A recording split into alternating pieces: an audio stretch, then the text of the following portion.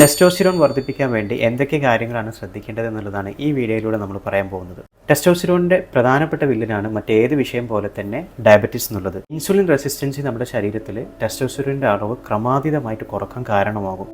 So ഫുഡിനകത്ത് നമ്മൾ പരമാവധി കാർബ്സും ഷുഗറും അടങ്ങിയ ഭക്ഷണങ്ങൾ പരമാവധി ഒഴിവാക്കുക.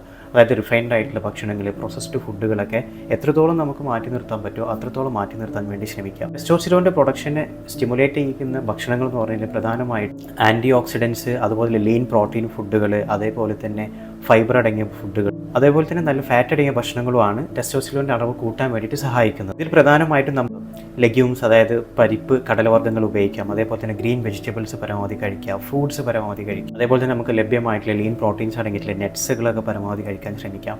അതേപോലെ തന്നെ പിന്നെ ഏറ്റവും ഇമ്പോർട്ടൻ്റ് ആയിട്ടുള്ളത് ഫാറ്റാണ്. ഫാറ്റിൻ്റെ കാര്യത്തിലേക്ക് വരുമ്പോഴേ ഏറ്റവും നല്ലത് റെഡ് മീറ്റിനേക്കാളും നല്ലത് ഫിഷ് ആണെന്ന് പറയപ്പെടും. അതേപോലെ തന്നെ ഭക്ഷണം കഴിക്കുമ്പോൾ ശ്രദ്ധിക്കേണ്ടത് കൊളസ്ട്രോളിൻ്റെ അളവ് ക്രമാതീതം